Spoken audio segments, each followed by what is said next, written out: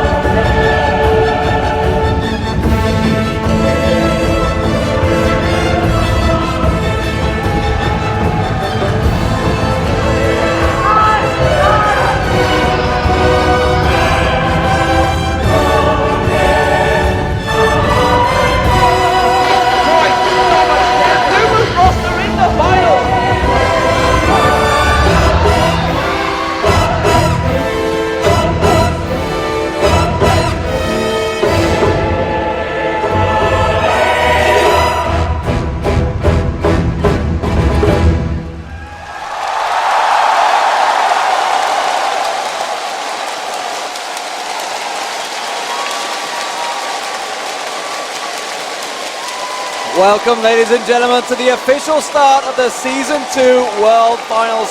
I am D-Man, and here with me is Jat. And Jat, that was amazing. That was incredible. That piece we just saw was a collaboration between Hollywood Scoring and Riot Games, and actually, the lyrics in that were a Latin verse for a battle between Demacia and Noxus. So whoever wants to go out and translate that, be our guest, because it is awesome. And it is that awesome that we're going to allow you to download that. It will be completely available for free now. Full score, an absolutely fantastic start. Jat, we are moving into the World Final, and, well, what a season it has been. We started off the preseason at Intel Extreme Masters, Gamescom 2011. Obviously, we traveled across the world with the Intel Extreme Masters. We had IPLs, we've had MLGs, we've had OGNs. 2 seasons, the spring and summer, saw Azubu Frost rise to dominance in that. And really, these teams have traveled the world. They've grown to know each other. What a fantastic season it has been. And these teams have been through so much. I know Azubu Frost has played to thousands of people before, so I wonder if they're going to be able to live up to the energy in this room, because just sitting here and listening to that music and just watching the energy in here, my heart is just already pounding, and we haven't even started the games yet, so I can only imagine what the players are feeling right now. I only hope that transmitted just how awesome that was at home, guys, because I've sat and watched that performance probably about 5 times in practice, and I just stayed there every time. It's like, I want to watch this. I watched it in the truck, and then I was like, I want to watch this live. I watched these guys practicing while everybody in this venue, you were snaking around the venue, queuing up. You know, my hat's off to you guys sitting in the sun. A lot of people came in early. Of course, there's a small thing called the Shuttle Endeavour coming next door, which has caused a few problems, I believe, for people. But honestly, this match, you know, the build-up, the hype, we've seen the players sat there. We've seen them, they've watched this whole build-up. How do you deal with the pressure and the nerves coming into this match? So much of this is going to just be about playing the game. They can't actually realize where they are, what's on the line, and they have to focus entirely on their little box and just remember they're here to play League of Legends. You have to put everything else aside. Easier said than done, obviously, but they really just have to focus on playing their games and using their strategies. Yeah, and honestly, these 2 teams, they've come through. So we saw Taipei Assassins join it in the quarterfinals. They were one of the #1 seeds. Azubu Frost were one of the #1 seeds, but had to go through the group stage. Do you feel they're just going to feel, you know, we deserve that spot, we should be there? But honestly, these 2 teams, who's had the biggest advantage? Have they had that advantage coming in from the quarterfinals? Or is Azubu Frost having that big, long day 1 really give them that advantage? Just going all the way back to day 1, Azubu Frost, they lost out on the 5 regional winners drawings, and they were the ones that got stuck in the group stage. And they proved pretty much that they're one of the best, obviously. They should have been drawn into the quarterfinals in their minds and crushed the group stage, beat up on Solo Mid, and then they had that close 3-game set in the semifinals. And it's, for them, vindication. They've been here before. They've had so much back and forth. That's the 2nd time they've beaten CLG EU in a best of series. It was best of 3 and best of 5 previously. And we talked about it in the pregame, but there is a big adjustment period for them because the aggression that comes out from Taipei Assassins is completely unmatched by almost any team in this tournament. 21 minutes and 5 turrets down, 21 minutes and 6 turrets down in games 2 and 3 against Moscow 5. And there is that David and Goliath matchup, so Taipei Assassins did just beat Moscow 5, who many considered the favorites in this tournament. Whether that's going to be a letdown, whether they think they've already beaten the best team or not, needs to get out of their minds because this is the biggest game of their lives. Azubu Frost is the best team in the tournament for them that they've faced yet. That has to be their mindset. They need to know to step up their game for this finals.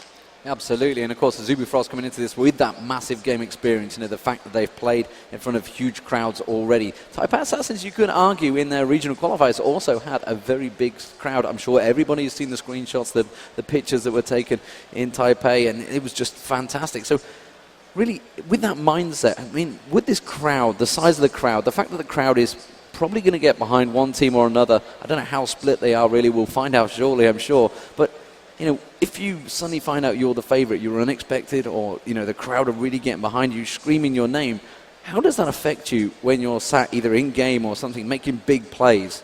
Snoopé was talking about this earlier, being a fan favorite, and it really feeds their energy. And I think, if I had to guess, the crowd favorite here is going to be the Taipei Assassins. It's an underdog story. People put power rankings out before this tournament. Who do you think has a chance? They were ranked 10th, they were ranked 6th. they've proven to the world that they deserve to be there. And really, it does seem like they have a lot of fans and followers behind them. And in between games, if they do fall back a match, they need to re-pick up that nothing-to-lose attitude that they picked up in the semifinals. They got crushed that first one against Moscow 5, and then they came back strong. They stormed. They were aggressive. They invaded the jungle. They pushed turrets. And they have to have that really from game one, but it might take a loss to get them into that mode. And I'm going to throw a completely different slant on this. All the pro players are sat there. How jealous do you think they are right now?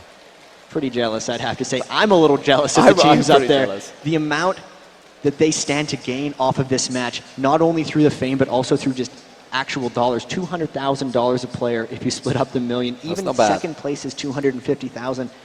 And obviously the accolades and the carryover into Season 3, which is going to be even larger than this. These guys, absolutely ready to go, I think. Absolutely ready to go, but how do you bottle that up? I mean, we've come up to the stage. I think we're probably about 5 minutes away from the beginning of this game. All them practice hours. I mean, we don't even know who these guys were practicing with. It was that secretive. They literally had the doors closed. I can only guess Azubu Frost had Azubu Blaze up through the early hours of the morning practicing with them. And that's what they did so much of, even during OGN Summer. They were actually the team that scrimmed everyone else, and then they would exclusively scrim with Azubu Blaze. Turned out making them a better team in the end, but they've practiced against pretty much everyone, and in this, they have that Azubu family in a lot of senses, and they must have been practicing against Blaze because they are ready to go. And then Taipei Assassins, CLG EU was a very good practice partner for them, and who better to give them scouting advice than a team that's taken multiple games from them and had to play them in a semifinals. So both of these teams, even though they've tried to be secretive, have ways of scouting each other, and this match is going to be insane. It is going to be insane. Ladies and gentlemen, let's head over to the main stage and join Rachel and DJ Wheat to get the World Finals underway.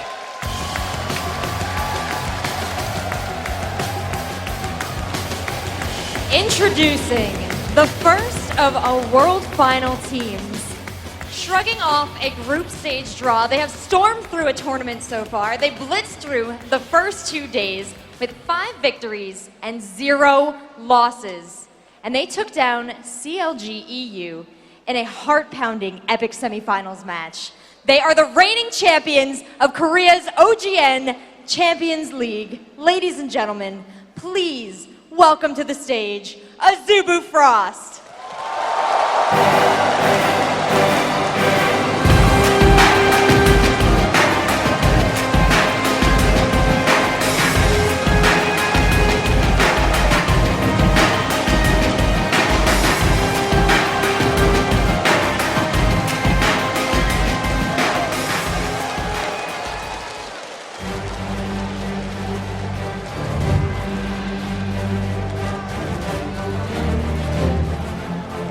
Playing as support, his 10.4 assists per game is the highest in the World Championships.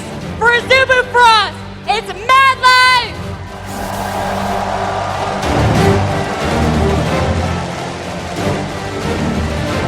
A former #1 player on the Korean realm, he has also had at one point owned 4 of the top 20 solo queue spots in North America. The AD carry for Azubu Frost. Give it up for Woo!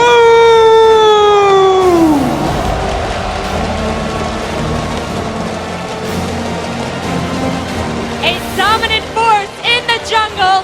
He averaged an incredible 9.4 assists per game in the championship thus far. It's Cloud Templar!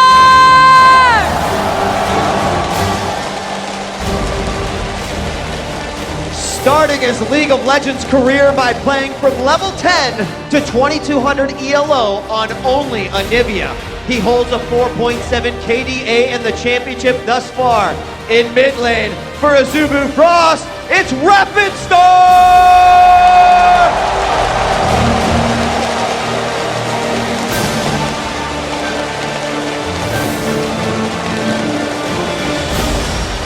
You know him for his invincible Singe and epic top lane victories. With the highest gold per minute on Frost, it's Shine! Let's hear it one more time for Azubu Frost!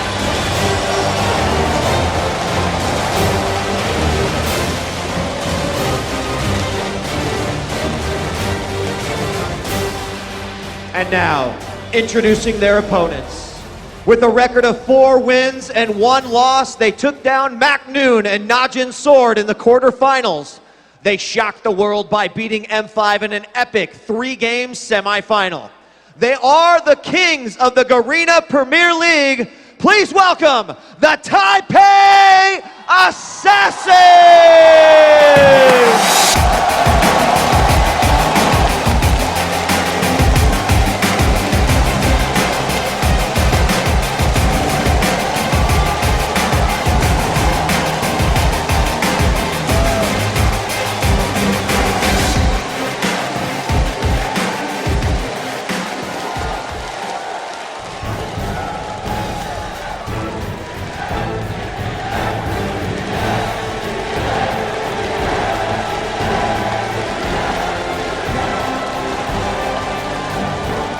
The play caller and support for Taipei Assassins. He's averaging 8.4 assists per game. It's Mistake!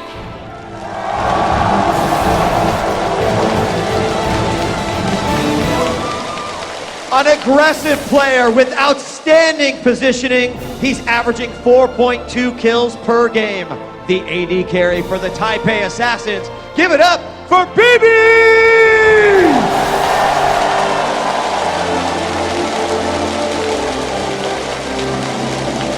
In the jungle, he has held the top 2 solo queue positions during the League of Legends beta with a 3.1 KDA in the championship. It's none other than Little Balls!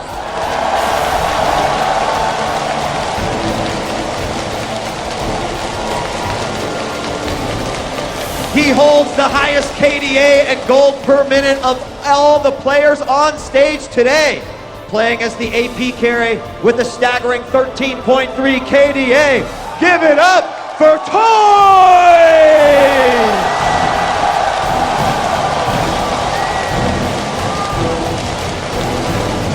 He's now famous for his meta-changing builds and innovative playstyles.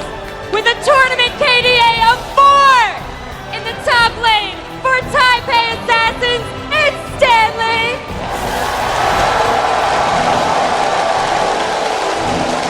Let's give it up one more time for the Taipei Assassins!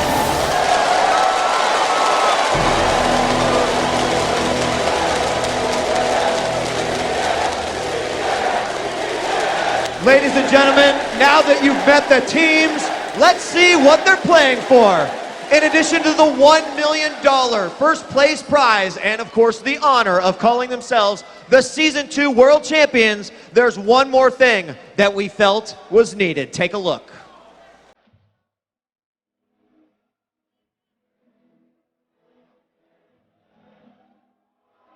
Everything starts with an idea, followed by a desire to make or build or do something great. The need is in our DNA. It rests within our soul.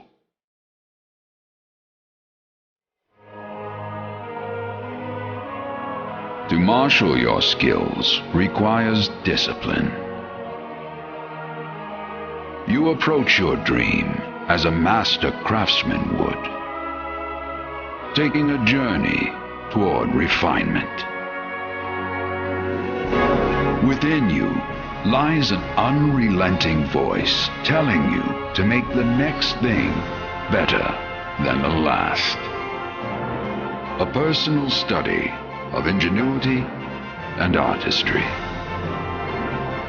This commitment has demanded a certain amount of sacrifice, but your deliberate effort has produced work that is continually evolving and growing.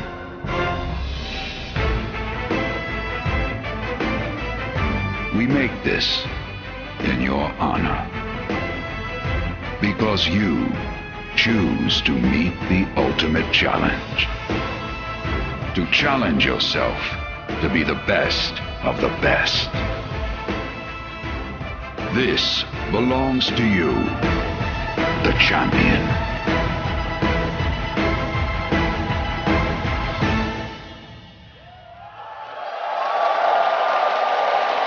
Presenting the Summoners Cup for the very first time, please welcome Dustin Redbeard Beck.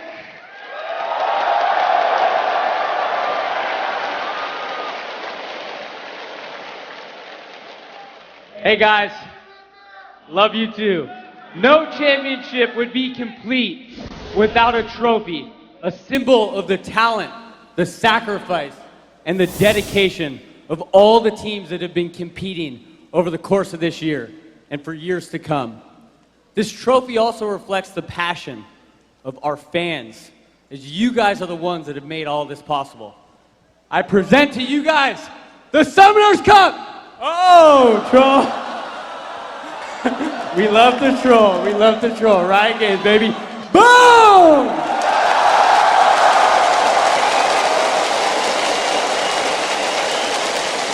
Oh, looks good.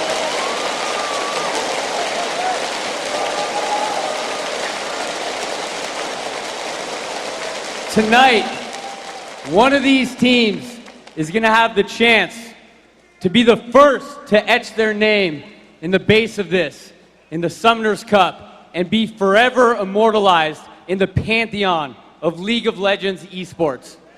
Azubu Frost, Taipei Assassins, good luck, you guys.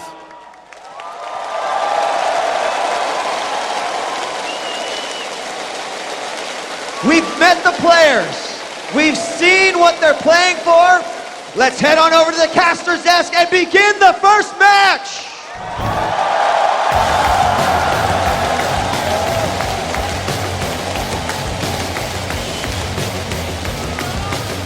Thank you very much, DJ Wheat, Redbeard, and of course, Rachel. What a fantastic start. What an amazing trophy these guys are going to win. On top of $1 million. It's not bad. It's a nice little addition to all of the things that they've had so far. And we're going to be going into Champion Select as soon as these players are ready. It's crazy that it's happening right now, because I never expected, maybe 6 months ago, to see this kind of turnout for an esports event, and just the growth and the love of all the fans and the passion they have in this game. To see everyone here, it's amazing. Yeah, and then obviously you've been at Riot Games for 6 months now. You used to be in Dignitas, of course. I'm sure everybody is watching at home is aware of that fact. Coming into this, seeing the whole venue full of League of Legends fans, we went out to get food earlier on and people wanted photos. It's like, even as casters, it's a little strange, but the players, they are the real superstars of this tournament. How much pressure. And it seems the crowd have a favorite at this tournament. It's hard to argue with. That is just awesome. That is awesome. I mean, immediately, that sort of pressure is immediately, you're the favorite, apparently, according to the crowd here at the venue. And now Azubu has to deal with not being the fan favorite.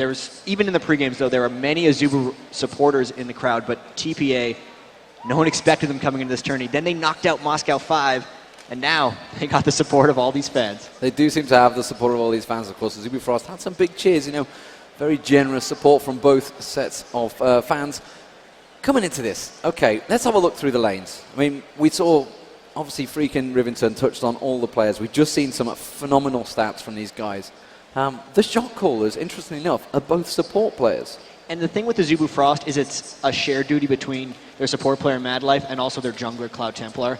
I know Cloud Templar does have a very large voice in their teams, and here we go into Champion Select. How are they going to go back and forth? I know Blitzcrank has been pretty contested through this whole thing. Everyone's ready to go. Everyone is ready to go. It has been a big build-up. Let's see what they go with. There is the first ban, Blitzcrank. Both teams have had it banned against them 3 times, I believe, so no surprise that was banned out there. Jace also been a very strong favorite in this tournament. Of course, they don't want Stanley having that, but we know how well Stanley has that backup of Nidalee. Those spears so strong. Skarner being banned out, that's Cloud Templar's one of his favorite champions. And the Nidalee, if they pick it, it wouldn't be early, because they very much like to do that in a counter pick. The Jace ban, no surprise. Stanley was actually the first player to pick Jace competitively, so he's feared. Everyone knows that. They're not letting Toys have Orianna. Collective size from everyone. I'm not expecting to see that anytime soon with how dominating he's been with it and how much control that adds. And back and forth, these are all just directed bans at the players. Jax is for Shy. Back and forth, these guys obviously done their homework. We only got to see Jax, I think, one time in the tournament from Azubu Frost. That was against COG, I believe, COG NA. And we actually had a clip of him getting a double kill at a sliver of health, and they're just Yeah. like, you know what? That's I don't why wanna we're see not that. going to let him have him. Yeah, indeed. Final pick to ban, sorry, taking a little while from Azubu Frost because there's a few things been left open. They've gone with Cogmore. That is a surprise ban, and definitely the fans are very much knowledgeable. And Anivia may well get locked in here. We don't know. You never know with these players, you see. We don't like to bite things early, but I don't think we've seen Toys Anivia throughout this tournament. He has played Anivia, actually. It was in the second game against Najin Sword, and he went 6-0-5 with it. That was a brilliant ploy by them because they knew that Rapid Star wanted it. CLG EU had to ban that out earlier. They're going to lock in the Sona, I'm pretty sure, because they love Sona. It's the #1 support for them, and it also potentially blocks TPA from a safe Nunu pick because the high poke from them is, and the Sona Ezreal, scouted by many as being the best two-man high poke lane you can have in the game. What's TPA going to do to counter that? And the question is, that means Azubu Frost surely might use this in the top lane. We saw it against CLG. They just shoved that top lane down with that combo. Maokai, it has been one of the strongest junglers probably throughout the tournament. Definitely sets up those ganks early. Matches the aggressive play that Taipei Assassins have. Maokai is going to be a contested pick amongst both these guys. The only junglers that Lowballs has actually won on have been Dr. Mundo and Maokai, so this is a very clear pick for him. Cloud Templar has had most success on Maokai and Skarner as well, so if they pick that away, that leaves it open for the other side. If they do end up going with the Maokai, I'd almost expect a Shen from Cloud Templar because he's been very much about control of the map, and if he can just sit in the jungle and come out with Shen, that fits right into their style, especially with high pressure lanes coming out from Sona Ezreal. They're taking their time with this one, though. You can tell they don't know if they got the strategy, and a Lulu pick coming out. Poke versus Poke, gonna go in versus Sona there. This could be a very aggressive team pick. The next two picks, and like you mentioned, the deliberately slowness of it. He saw a mistake there, talking across. Obviously, the shot call that we said, I guess they're having a global discussion. Vladimir, we saw Vladimir in the middle for Azubu Frost against CLG. Froggen said he was well aware of that fact, expecting it against Morgana. Definitely can farm strongly against Morgana and against Anivia. And Rapid Star really likes Vladimir. He knows the ins and outs of the TPA matchup, and here could be a Karthus. Strangely enough, though, the two times, both of these teams have picked a Karthus Shen comp twice, and that was the only game they lost in the tournament. But they like the Karthus versus Anivia matchup. And a Namumu coming in from Cloud Temple. Whether he was going to do a Namumu, but that is an insta-lock-in Vayne there. They really wanted that combo. Of course, that was a combo we saw come strong against the Cogmores. And, you know, we didn't see Vayne until the semi-finals, and suddenly, bam, selected in 2 matches and was absolutely superb. And they want to lane swap with this. There's no way they're laning Lulu Vayne up against Sona Ezreal. Now this last pick is going to be a very skilled 1v2 laner. The trouble is they don't know what Azubu Frost's last pick is, and there's an Olaf, perfect for the 1v2 lane. So Stanley going to be on Olaf. He's going to be against the Ezreal Sona poke. What will be the final pick? Will it be Singed? Will it be Shen? They've done Singed in 1v2 lanes before, and Shai's had much success on it. It would be tricky, though, because slows and even the wall could shut down him if he's trying to run away, and you can spam the slows down with Lulu and Maokai. Singed would be a very, very dangerous pick here. I'd expect him to go with something else, but what does Shai have up his sleeve here, because he's been so dominating with that Singed, and they do have this last pick potential to counter everything. And there's the Aurelia. Here are the teams. Aurelia being locked in. Talk about the teams. Right now we have the Amumu is going to be so huge for Azubu Frost. They're going to have to get to a point where they can team fight, and when they have that, the Amumu ult on top of the Crescendo, on top of the Ezreal ult, could just clean the floor. TPA has very much Maokai trying to get around early, and the Vayne fast push with 2v1 lanes is going to be what they try to create. Toys is going to try to shut them out in team fights, and back and forth, these guys actually have very good late games together. But based on their styles, it's going to be about fast pushing towers, and who can better prepare for that. So, ladies and gentlemen, the teams are locked in. The OGN Summer Champions, Azubu Frost. If you would like them to take this game, take this trophy, take the Summoners Cup, give them a cheer.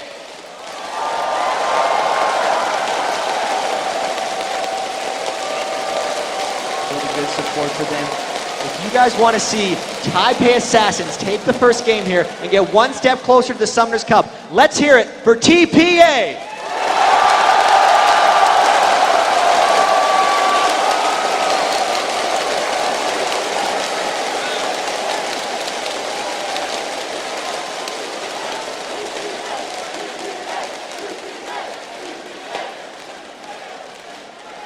What a tremendous trophy that is. TPA seems to be the champ, but it's pretty even, I think, across the board.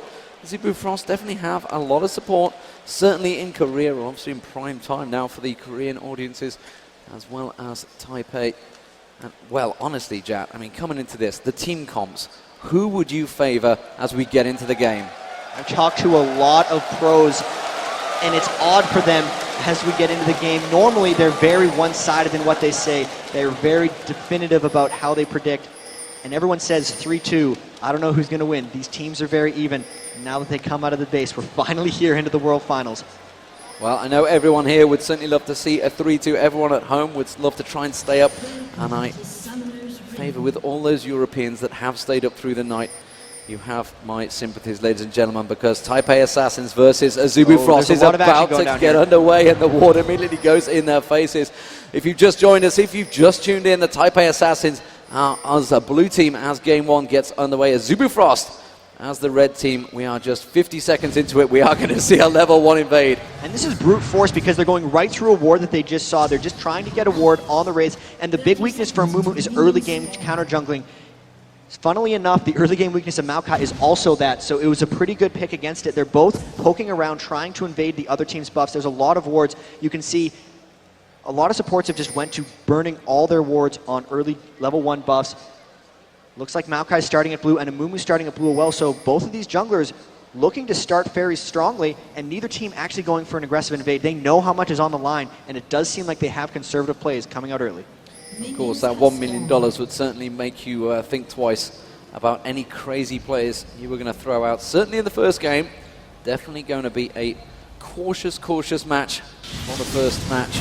Wouldn't expect anyone to go overly aggressive. They've got nothing to lose at the moment, of course, but you know, they could come back from anything. Taipei Assassins taking the golems. You can see also setting up for the red. Meanwhile, the blue buff, is also being picked up by Azubu Frost. That is going to be the Nivelish. And that is going to be Cloud Templar picking up the blue buff, we would assume. Just going to see whether they use the smite here. It is something that Amumu always needs in the jungle to start. And actually, there wasn't any lane swapping. They might have out-mind gamed each other because BB and Mistake have to lane up against his Sona Ezreal. That's going to be a very difficult lane for them. They're going to get poked down really hard in the bottom lane. Cloud Templar saving his smite so he can pick up the red buff very early. Both junglers getting seen by wards a bit, and that bottom lane, BB getting poked hard early. Very low. The exhaust had to get used. They might be able to turn this one. Had to burn the flash there. They're trying to go for it. BB, Madlock trying to get aggressive. He puts the ignite down on Mistake. Mistake's going to get taken low. Wound's going to have one more Mystic shot. Can he make it? No! And that's going to force Taipei Assassins back early on. They're going to try and burn the health pot, so they've got to go back. This is really going to hurt them. They're going to lose a wave on the turret, and that could set them behind very much. They can't go back to that lane and keep hurting because that is going to continue happening. Punishment going down around the map. Big harassment early, and that was the play for Azubu Frost. Big advantage there early bottom lane. Okay, so looking like the lanes are going to be pretty standard. We're just going to keep our eye on where Cloud Templar is going to head. Take us through this top lane moment as Cloud Templar has a little peek actually. And let's just stay with it a moment. You can see if he can get the bandage toss on towards Stanley. He's going to show himself, and that's going to be the stun coming straight down. He's going to have plenty of time to land that bandage toss. It's going to be first blood. Stanley's going to go down. It is going to be Shy picking up first blood for Azubu Frost. The crowd here is electric, and that was huge. They got the stun onto Olaf, and since he had Ghost instead of Flash, they chained it, and the red buff slowed him down enough so he couldn't escape that gank.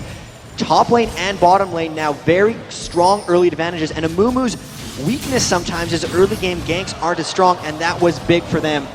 Still a bunch of harass going back and forth in the bottom lane. Yeah, Wound taking a lot of damage in that bottom lane, also taking a tower hit, getting a little too crazy with the aggression. Needs to be very careful. Once BB can manage to get in position, can try and poke him down. You can see Wound again taking a lot more poke, but with Mad Life there, the sustain is very high between these two. As it stands though, Azubu Frost definitely with that advantage. 700 gold, early stuff, and honestly, that assist from Amumu, it's exactly what he needed. Yeah, and look, he got a Philosopher's Stone at 4 minutes and 22 seconds. That's going to be huge for his late game play. Huge, big early start, and you can see now Lowball's up in that top lane, camping, trying to get Stanley back in the game. What happens a lot of times is top lane will try to snowball. You can get in on that. Lowball's still camping up in the top, Aurelia coming back in the lane, and Cloud Templar isn't quite there to support. Shy's going to look to get aggressive here, and if he does, Low Balls will be coming right out for the gank. Now, they've already pinged on Little Ball, so I think they realize he may be there. We're seeing Cloud Templar coming around the side. They've dived on towards Shy. Too. Here comes Azubu coming around the side. Shy's heading towards him. Have they got enough though? I think Shy might go down before they get the chance to finish it off. There goes Shy. Stanley manages to get it down. Can they get another stun on towards Cloud Templar? Cloud Templar with the double buff. He doesn't want to go down. He twists the mats. Little Ball makes it. What a great turnaround by TPA there. The double buffs getting renewed onto Low Balls. Level 5 Maokai now at 5 minutes. That's the swap around they need, and great support after that early failure top. The bottom lane is very aggressive though. Woong and Madlife certainly pressing the pace here on BB, and BB having to get shielded up there. Really being pressed heavily on the turret. Matching up these lanes, you can see Woong taking some damage, but BB is definitely struggling. Obviously, we've seen him so far ahead in his lanes, normally in terms of CS, 26 to 33. How do you match that lane up? The saving grace for them now is the fact that they're blue side, so they can continually go back and get double golems. Most likely, they're going to lose their tower fairly early if Azubu Frost decides to push it, but as it is, they're going to be basing very frequently and continually picking up those double golems to make up for the experience loss. They're sticking in there fairly well considering the level 1 loss, 28 minion kills to 39. They're down at Doran's Blade in items. You can see Woong picking up that second one, and it's just going to be a constant struggle for them to stay in the game. Luckily, they got that turnaround in the top lane, and that's going to be big. Yeah, and there's wards across the board here. 4 members of both teams, 5 members of Taipei Assassins picking up wards there, showing they're really spreading the load, spreading the love. Toys versus Rapid Star. We haven't really had a chance to look at this one so far because the aggression has been in them top and bottom lanes. Take us through Anivia versus Kalthus. It's mostly a farm off, and then it will come into aggression, mostly once Maokai starts ganking Karthus. I don't know if they can actually get onto Toys. He's been pretty much unkillable. He plays so passive in lane before he ends up getting aggressive, and you can actually see both teams preemptively did a lane swap. Taipei Assassins went up top to try to get some free farm, and Azubu Frost was right on top of it, both going up to top lane. They're not going to let Vayne get a 2v1 in free farm because they need to keep the pressure on. We are seeing them try to match it up there, but that means Olaf did get in lane quite a bit earlier, and at the moment Stanley's starting to take a little bit of a lead in terms of CS. Of course, they've both got a killer piece and an assist. As it is, we saw the jungler, Little Balls, just hanging around that mid lane, but Rapid Star was not showing himself any position. Cloud Templar just going back, building up that Heart of Gold. Heavy GP10 items being built up by these guys. It's something we've seen throughout the tournament. And Low Ball's actually getting an Oracle's Elixir already, so he's going to be looking for those early ganks, and he continue from the success he saw top lane, giving the blue buff over to Toys right now, still having the blue buff from the earlier trade, and he's going to clean up this ward top, and once Azubu Frost has no wards, they won't be able to pressure Vayne and Lulu quite as hard, and it's going to help them a whole bunch having that map control. As the cheer goes for the ward kill. Oh, thank you very much, guys, for bearing with us through that entire Saturday. It was a long, long day for all of us. And as it is, we are getting things going here. And Taipei Assassins 2-1 up. Toys taking a very early ward there and looking like a potential red invade here, Jack. And really, they're just trying to catch Cloud Templar. Once they realize he's level 6, though, this invade becomes increasingly dangerous, and he's actually baiting. They know that Low Balls is around pushing the red, and he's going to try to catch him here while they collapse down with Sona and Ezreal. Low Balls has to run away. He has to back off, like you say. Sona and Ezreal coming both down, and that is going to be Cloud Templar picking it up. But it's good to see Taipei Assassins going for those aggressive plays, something Azubu Frost has yet to do, obviously, other than trying to push that lane heavily. And now we're seeing Anivia picking up those rates. They're trying to help him farm out here, and then again he's going to assist Lil Balls in picking up the red buff of his own. And really, I just want to look at the lanes a bit here because you can see Stanley against Shy. So much has been talked about this matchup. We saw Stanley completely dominate on Italy in the semifinals, and Shy completely destroy on Shen. And Shy actually has a bit of an early edge here. He's 11 up, and here comes a gank around the back. Low Balls with Oracles cleaned him out. Shy's in trouble. The Ignite goes down on towards Shy here. Has he got enough to try and finish off Stanley before he finishes? Lil Balls gets in there, tries to bait him around, pulls him into the push, and takes him down with the car. Assaults about the Requiem. Well, no! It didn't finish him off! Stanley survived with nothing. The Ezreal ultimate didn't actually aim for him. There was a push on mistake at the top there as well. The clutchest of plays by Olaf there. He popped his Ragnarok at the end there because it gives him armor and MR, and because of that he lived through the Requiem, so he burned the ultimate from Rapid Star, and they got the successful gank. Brilliant play. But that top lane is being pushed very heavily here from Woong. You can see alongside him, they are really driving it home, and this could be a turning point. Azubu Frost with Sona Ezreal is such a strong lane. Often we've seen Woong getting so far ahead of his lane partner, and you can see already 71 to 59, effectively 60 any second as soon as he returns to lane. Definitely building up that advantage, which we've seen throughout this tournament for Woom. And immediately, since they realize that they're falling a bit behind in kills, they turn on the fast push. They're trying to get this tower down, and they're trying to get the global gold back into their hands to pull them back. That'll give them more than 700 gold, killing that tower as a team, and they really need to make sure they keep BB down. Vayne's actually made kind of 2 appearances in this tournament, both of them being victories. Another ward kill by Little Balls. That Oracles is coming in handy. It is definitely coming in handy. So Little Balls shows himself up the top there, puts down a sapling, I think, in the Tribush. I think it was a ward, and that's going to be Cloud Templar walking directly into it. That's going to give them a warning, and they'll back away. But that bottom lane, despite the fact it's 2-1 as the sapling there disrupts the pullback. Oh, Toy's actually trying to get aggressive on Rapid Star here. Has he got enough to finish him off? He might. The Ignite goes in. The basic shot. Yes, he does. Toy takes him down and continues his unstoppable record in that mid lane. Toy's just bullying out Rapid Star, and you look at that, he's got a 20 minion kill lead on him as well, so really, there haven't been jungle ganks to give him that edge. That's all Toys in that lane, and that's 4 kills to 1 now for TPA after that first blood, taking the next 4, and they are taking control of this game. You can see Little Balls still clearing out the wards, and Azubu Frost can't keep pace with the pressure right now. Shy scouting up towards Dragon because he's just trying to get vision, and Little Balls is going to catch him out in the river here if Olaf can support. No, they're just going to end up disengaging. They're both going to back off. They see each other. They realize they were there. And as it is, though, that bottom lane, Stanley being out-farmed quite heavily by Shaw. We can see they're turning on towards Mad Life here. Crescendo comes across, but the ultimate goes straight towards BB. He wants to take down Mad Life. One more shot, but Wound round the side of us will take BB down. No!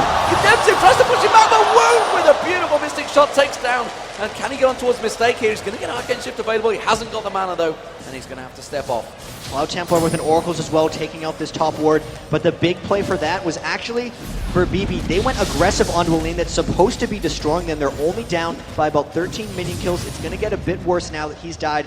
But that was still a pretty good play for BB and Mistake. They're going to lose this tower. That was going to happen anyway. Vayne doing a pretty good job keeping farm, because if they get him into teamfight late game phase, it's going to be huge. That tower kill, taking the gold pretty much even. So 11:55 and the first tower goes down, along with another ward. By Little Balls, he's really farming up. Thinking that's Oracle pay, but this bottom lane, surely will it become a concern for them here? You actually only need to clear out 16 wards for the Oracles to pay for himself. He's getting close to that point, and it's really just created so much map pressure for them. The Dragon play is going to be happening shortly. Both junglers trying to clear out the area. Cloud Templar has his Amumu ult up. They have Requiem back. Crescendo's a little bit slower. If they fought now, it would be in the advantage of TPA, because they have all of their cooldowns except for Mistakes, and these fans continue to applaud the wards. Shy getting jumped on. Shy's getting dominated down the bottom here. They should be able to take him down. Yes, they do. BB gets him. That's, of course, going to turn the fight for the Dragon. Cloud Templars having to back away here. Mistake, would you believe, bullying him in. Toys could get a wall across here. They're going to try and wall him. They do. They managed to back him up. Have they got enough to slow him down? There's going to be the stun up towards Cloud Templar, but they're just forcing them away. True Shot Barrage does manage to hit a lot of Taipei Assassins. They're going to maybe try and go for the Dragon here. Nope, they are going to back away. They got harassed down pretty heavily. Most of that with True Shot Barrage from Woom. It didn't have any damage fall off, getting them all pretty straight on. TPA actually backing off. The kill onto Shy, though, is pretty big. They're picking on him a little bit. He's out minion killing Stanley and trying to apply pressure, but because the Oracles clears and because he isn't safe with vision, they're continually ganking him and getting him down. And Cloud Templar getting seen by all those wards, not clearing out wards as fast as Little Balls. And this game, 6-2, TPA coming out with a lot of aggression. They need to start getting turrets, however. If you guys can keep that ward cheering up throughout these 5 matches, I'll be very impressed. But the first game, you've got to give it to Taipei Assassins. They're certainly trying it. It is 6-2. Taipei Assassins currently up in kills, but you can see the goal is still very close. That one tower, of course, turning it for Azubu Frost there, spotting it, and Little Balls has been caught. How here? Cloud Templar pops his ultimate. You can see Ezreal coming in. That's going to be the Cloud's ultimate. Is it enough to save Little Balls? No! He goes down. The Oracle burns. Can they catch on towards Mistake? They're going to try and turn this Stanley. one. Olaf Stanley coming down the side there. There comes the axe. He's going to go on Cloud Templar. He does. He takes both Oracles now burn. Can they turn it on to Wound? Just one more axe. Will he get the slowdown? Stanley's going to be able to tank the turrets up. They are going to go for this one. They take him down. Have they got enough to take Mad Life? Yes, they do! And BB picks it up. Very nice turnaround. And Taipei Assassins from a real strong position for Azubu Frost counter very nicely. They realized that Shy was top on Irelia and that they had the man advantage. Now they get this free Dragon with 4 members, and they just pushed into Azubu Frost for that aggression. They burned the Amumu ult on a single target, which gave gave TPA a big advantage in that team fight. Shy trying to counter with a push bottom, but Lil Balls is all over that because he's right there to clear the wave, not allowing those turret kills to come through. Well, there is a big difference in kills, of course, at the moment between support and assist between Stanley and Shy. And Shy, we've seen it so many times. You know, if he falls behind, he's just going to carry on farming. He's got a 45 CS advantage currently over Stanley. That's pretty big. But the 2-1-5 for Stanley has given him that gold advantage. And that mid lane, of course, Toys versus Rapid Start. Toys seemingly winning it out currently on Anivia. And Shy, despite his incredible performances on Singed, has been a little bit up and down in this tournament. This does seem to be a down game. He hasn't tuned back his aggression. He's getting the minions, but he's just letting Vayne and the rest of TPA get very farmed. We look at the gold. This is the big difference here. Woong versus BB. 4,900 for BB, 4,200 for Woong. And considering that was a Vayne versus Ezreal matchup, the early farm going to Vayne means very scary things for them. Stanley dodging the bandage toss in the top lane, and he's just going to walk away. He's toying with Azubu Frost right now. Absolutely loving him. We saw it with his Nidalee against Moscow 5, and Darian, he's going to have nightmares against that Nidalee up against him in that lane. But Stanley quite happy, despite the fact he has got no ward coverage, to continue holding that position. Quite confident that Cloud Templar has backed off. Lil Balls was there to help out, but BB, like you mentioned, the fact that he fell behind, he's got those 4 kills. He's got that gold advantage now, and despite all the pushing, has really worked in favor of Taipei Assassins. And you can see this lane dynamic has completely changed, especially now with BB having the red buff. They're bullying back on to Woong and Madlife, and actually should be able to push onto this turret and just get him continually farming. He's only down 8 minions. He's getting a Phantom Dancer soon, and they are just pushing the pressure onto them, going back into the mid lane as well. Toys playing with Rapid Star as well. 11 minion kills up. Athene's Unholy Grail like we've seen this entire tournament. And top lane, we might have a fight. No, not really, but a Amumu coming down bottom. There's the crescendo. Crescendo goes across. They actually cleansed it off there, BB. That's going to be the Carthus ultimate. Will it be enough to take down BB? Yes, it will. Mistake might follow. Woong's going to get dived on there.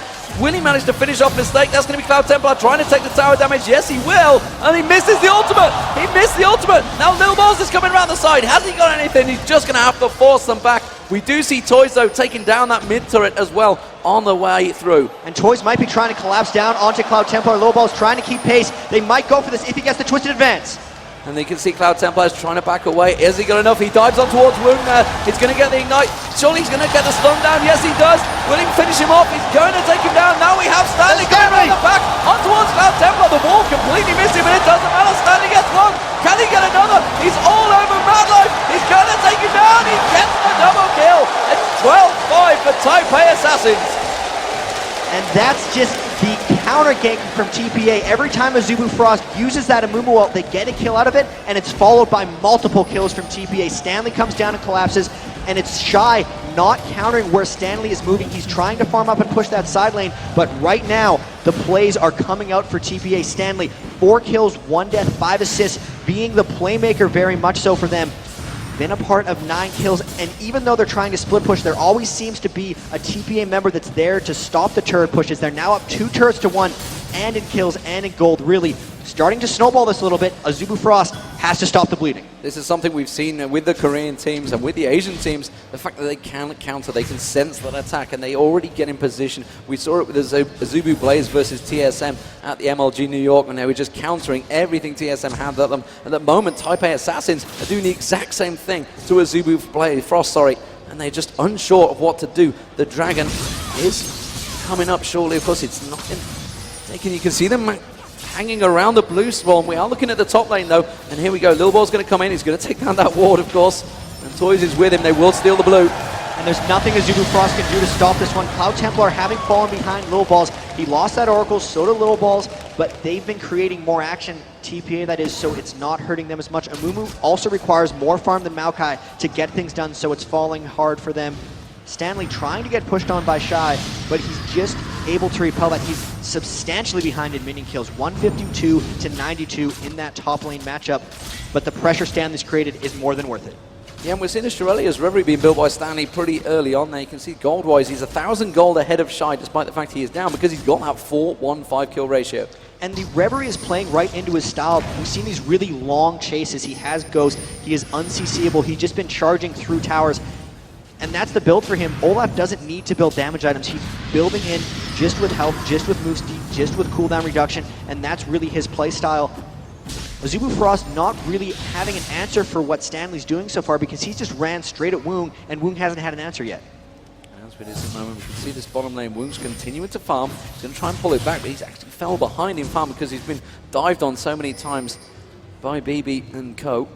As it is, Lil Ball's looking to maybe get aggressive, try and take away that red buff. You can see the ward control in there from Taipei Assassins. They're starting to try and invade all of the jungle, take away everything that Azubu Frost has. And this is something they did so well up against Moscow 5. As soon as they got rid of that mid tower, the jungle also came into their control. They've taken the red buff now. That's after the blue buff steal, so they're completely controlling Azubu Frost buffs and starving them from any enhancements. Now they're going up for the third turret.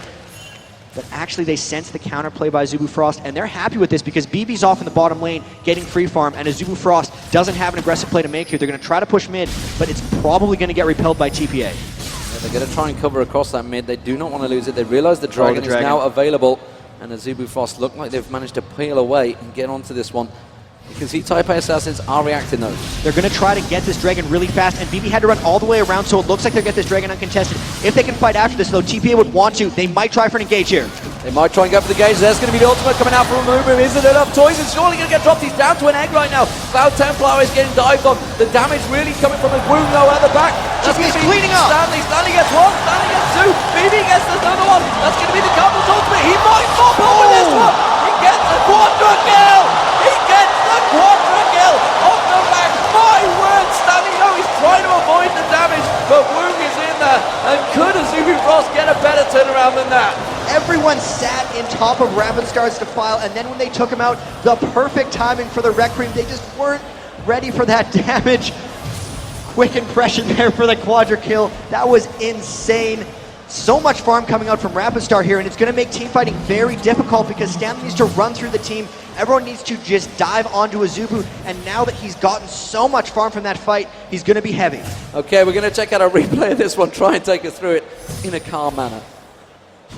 You can actually see after the dragon, they get a perfect Timber wall. The Ezreal hits them all as well, and this looks like a fight that's going to go in TPA's favor, but you can see the Karthus Defile is just sitting there. Rapid Star doesn't fall until quite a while. He got so much damage going off there, and then really everyone's low. Sona's finishing up after, and that ultimate just cleaned house. Everyone got low because they didn't realize the Defile was going to last that long. I think they thought Rapid Star died earlier and that the Defile was going to be worth sitting in. Boy, were they wrong. The irony is they're the only kills so far that Rapid Star has got. He just gets them all at once. That will turn his play very much, and you can see that's going to give him a big chunk of change. He's now ahead of Toys in the kill. And let's not forget the fact that as soon as Toys dies, TPA lose. And that's the second Oracles Taipei Assassins have lost. Toys really his first death. Can he stop the trend of winning without dying? Can he win with the death? He's got the Negatron Cloak here, and everyone realizing they need Magic Resist after that fight because they know they have to sit in Rapid Star. Toys picked up the Negatron Cloak. Stanley picked up the Negatron Cloak. Vayne is yet to build any Magic Resist. That's going to be dangerous for them since he's a close range AD carry. Even with that death, though, and that team fight loss, they're keeping the pressure up. This is their style. They're trying to camp the blue buff, hoping someone comes in and checks. But it doesn't look like Azubu Frost is down for it. They've had so much experience against COGEU. They're really trying their best to turtle out and get those team fights where Rapid Star can just pick up those quadra kills. Taipei Assassins trying to cover this one out. Are they going to try and steal the blue buff away? Are they going to try and bait someone in? They can see Woong just off the side there with Mad Life as well as Shy. Is anyone going to go into it? I expect they get the stun! They get the stun towards Woong. They try and have the damage. The Twisted Advance comes leaping through, and Woong goes down. It's actually a mistake that picked up the kill, though. Not the ideal, but Mad Life now getting dived on. BB thinks he can take this one. The crescendo on the turret. Mad Life might turn it. He's got him. He's got him back. That's going to be a 1-for-1 down in that lane. Meanwhile, Stanley getting very aggressive here. He's going to have to back off. That's going to be a straight stun there, but Stanley will walk away. And they just took the blue buff away from Azubu Frost as well, so they're continually denying that blue buff, and repetitive blue steals have led to victory very frequently in this tournament. It's another one for them. Cloud Templar gonna get that Aegis of the Legion soon to match up with Little Balls. These team fights are so close. Both teams actually have very good late game synergy. Might have to give a slight edge to Azubu Frost just because a Mumu on top of Karthus on top of Crescendo is so powerful. But with the pressure that TPA is putting out, they need to start to extend this lead. They lost a lot in that fight. The gold lead now shrinking below 3,000. They do have total control of the jungle. They seem to have total control of the map. And when BB gets going, nothing trucks like late game Vayne. And that's just more farm in the bottom lane for him to pick up. Indeed, and we are 25 minutes into it. We've talked about how the Asian teams tend to fall off after the 20-minute mark. That's when we saw the European teams much stronger in the team compositions. As it is, though, Azubu Frost, you know, COG called them one of the best team fighting teams in the world. The question is, can they pull themselves out of this 3K gold deficit they have? And, of course, a fed Stanley and a fed Vayne as well from BB. It could be a problem for them, but we saw the skill of the players. Madlife managing to turn a lost, you know, potentially a death easily there, and just managed to pick up a kill on the AD carry because he got too confident. And TPA needs to worry about that confidence. They did get a little too confident at the Dragon fight. They're still putting the pressure on, and the kills are really in a pretty good distribution for them. Having Stanley being big and being able to dive through for Woong, as long as he can solo Woong and dive through the team, TPA is going to win this game. But the instant that he dies before he can get to Ezreal is when TPA has to start worrying. The ward kill comes out, people cheer, and they're actually pushing around Baron, trying to get ward control. They're looking to force something here. They're trying to get Azubu Frost into their grill so they can turn something around. So Taipei Assassins with the 5-man group up. They have, of course, the Oracle on mistake. So both supports picking up those Oracles, clearing out all of those wards. Taipei Assassins looking to try and force something here. And Taipei Assassins spreading the Oracles around. They had to lose 2 when Lowballs died, and they are sitting on a ward that they have yet to clear. So Azubu Frost actually looking for Cloud Templar maybe to initiate something here. They're trying to push down mid, but this play is forcing TPA into them. If they go for a turret, we're going to see a fight off this, and they're pushing hard down mid. They're cornering themselves, and TPA might come in for a fight. Yeah, Cloud Templar looks like he was ready for that one. They're gonna have, of course, they've got a big amount of stun in there. Axe coming across. Here they come! Oh, they've used this. Shirelli is really going to go down. They're going to catch the ultimate across them. Didn't really hit the right spot though. Crescendo goes across. Cloud Templar's getting dropped very low. Toys is being taken down. Not really the right target. Rapid Star is getting dropped. Rapid Star is down. Has he got his ultimate available? Cloud Templar taken down very low. Here comes the Requiem. It should hit a few. It does hit a few. And Woong, a Madlight comes in. And Azubu Frost turning into a 3-on-1 fight. Toys manages to get back out of his rebirth. But that was a good fight for Azubu Frost as we see Toys trying to pin off Woong.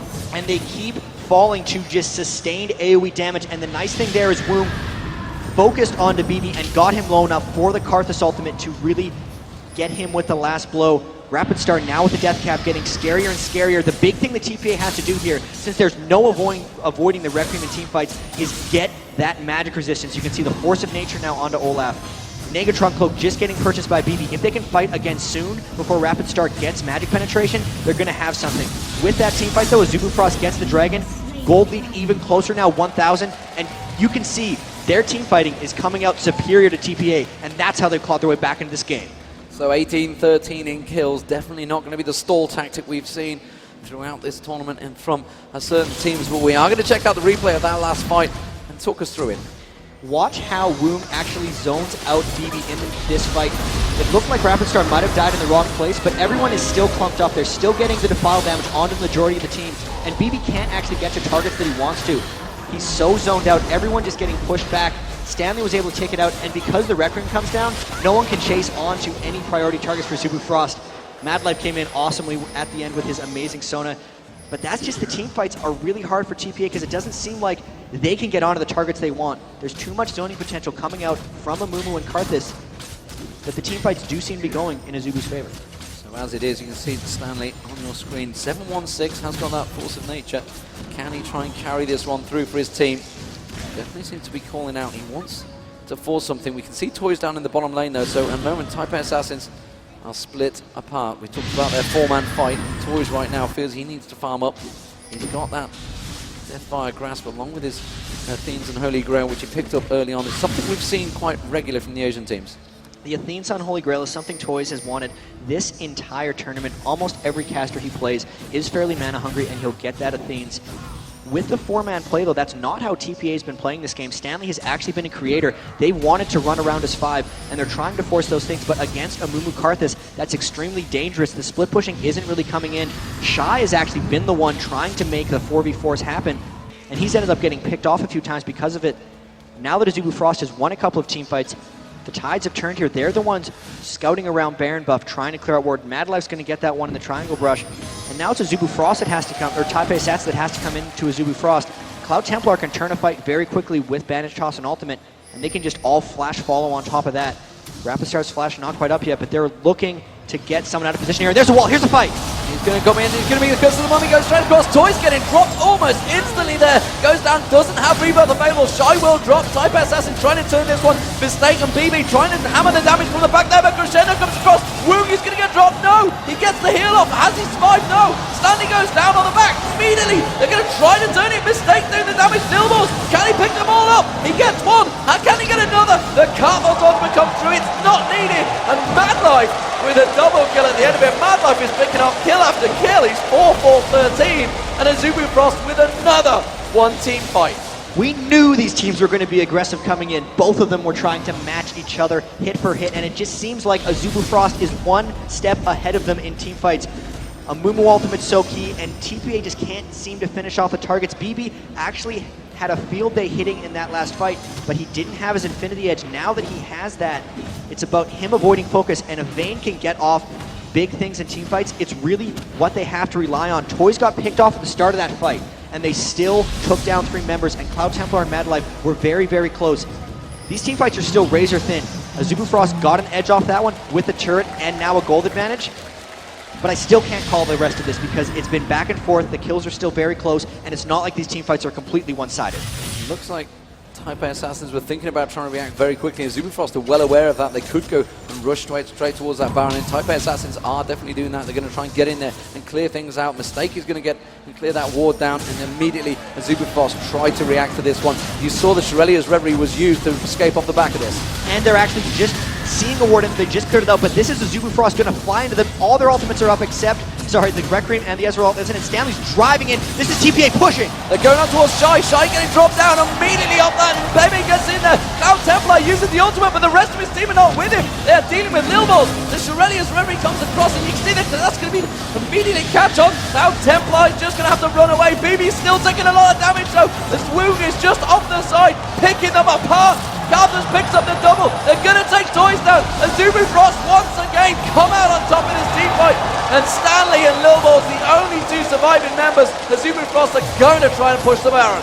BB just got picked off there, and you can see how low everyone on Azubu Frost is. They're so good at dropping aggro, and that's just because they have a more powerful front line than TPA. Stanley's going to try to disrupt this, but he doesn't have his ultimate up, and they're just jumping off after him. They're taking down this Baron, and even though Little Balls is going to try to steal, they're not going to let him. They're going to look to peel Little Balls before they let him steal. It's littered with wards, so there's no way he can actually get in undetected.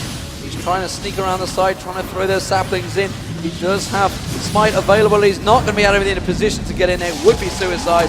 And he backs away. And Azubu Frost now tied in kills, 22-22. They've got a 4-2 kill tower advantage. They've got the Baron, and they have a big gold advantage. That 5k advantage turn. And Azubu Frost really building up their advantages against Taipei Assassins and winning the last 4 team fights. If Taipei Assassins wants to win a fight, they have to get Rapid Star out of the way. He is dying where he wants, he is getting where he wants to go, and TPA doesn't seem to have field control of these fights.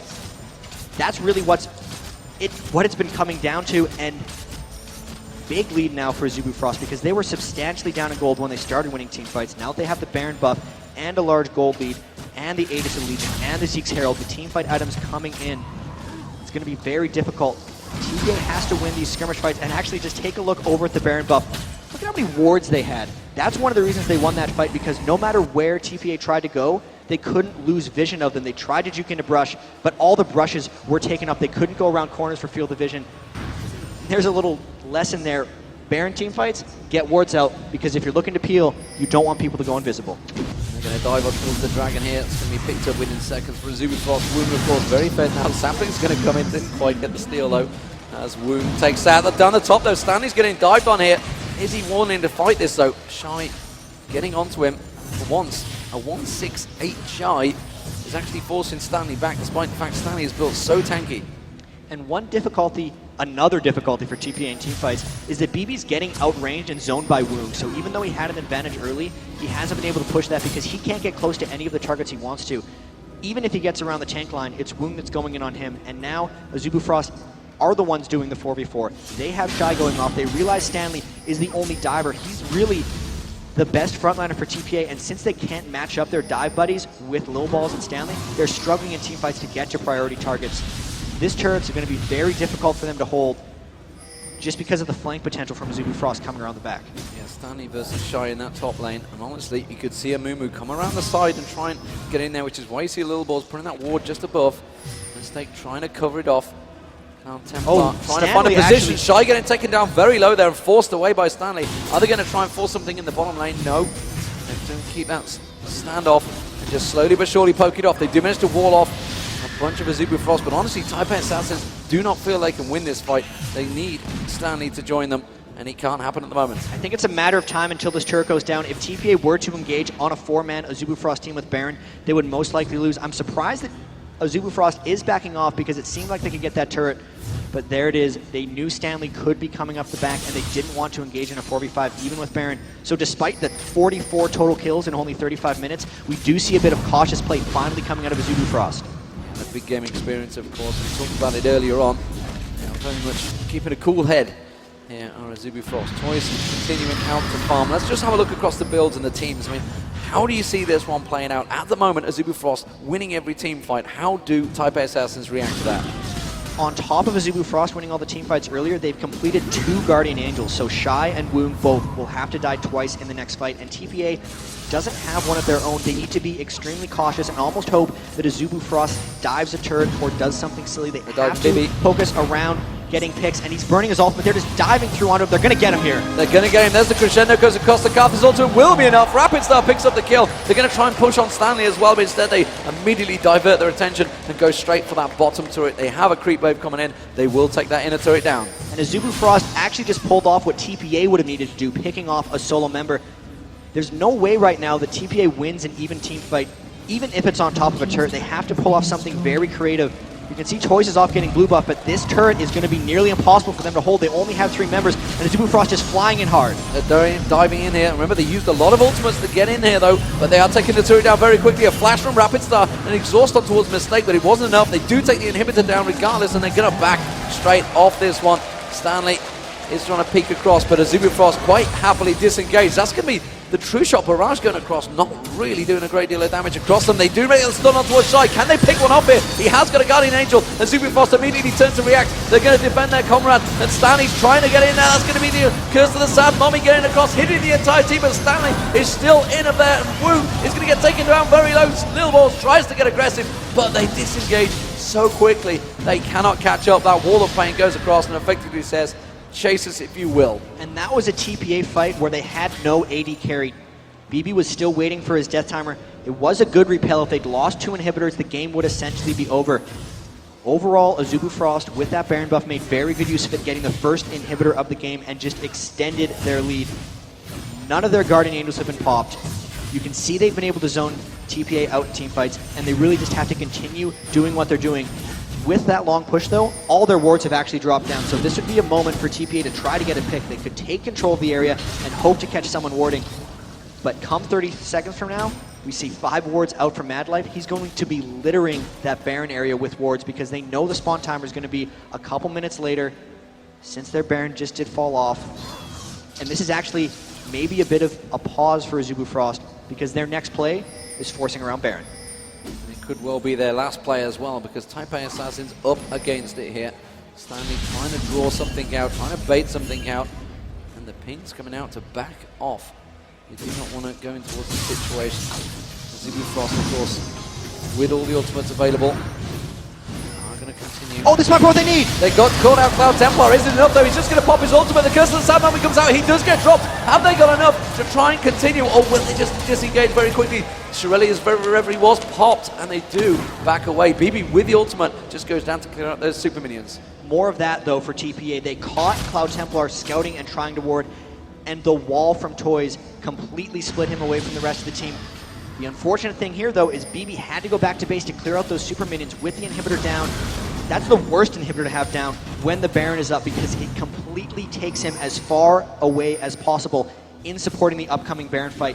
That Baron spawning in 20 seconds. You can see TPA is trying to take control of it, but without 5 members, they don't have the confidence to start any team fights. There's the Death Timer on Cloud Templar, and they might actually charge this, knowing the Cloud Templar won't be up for the very start of it. If there's a desperation play, this might be it.